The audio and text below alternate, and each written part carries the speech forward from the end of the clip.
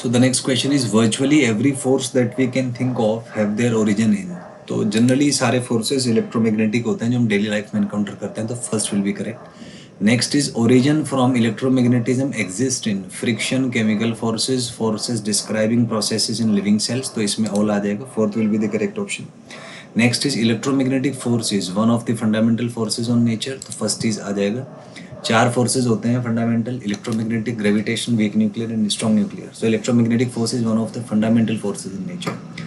Next is Maxwell's equation plays same role in electromagnetism as played by Newton's equation in mechanics, Einstein's equation in mechanics. So first will be the correct option.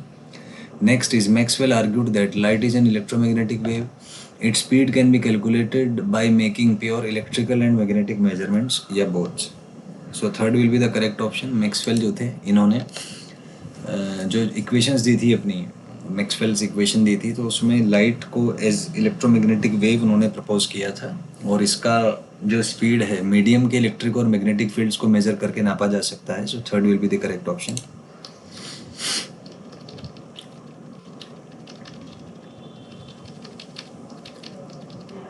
Next is Maxwell claim that science of optics is intimately related to electricity and it is intimately related to magnetism. तो इसमें third आ जाए क्योंकि दोनों एक ही होते हैं. So third will be correct option here. Next is the foundation of modern technological civilization is science of electricity, science of magnetism, both. तो बोथ विल बी करेक्ट क्योंकि दोनों पे ही डिपेंडेंट होता है. Next is electrical power, telecommunication, radio and television are based on principle of science, philosophy, history और geography. तो ये साइंस के प्रिंसिपल पे बेस्ड है. सो 58 का first will be correct option. Next is charged particle in motion exert electric forces, magnetic forces, both or none. तो दोनों ही forces exist करेंगे. So third will be the correct option. Next is in a frame where all charges are at rest, forces are.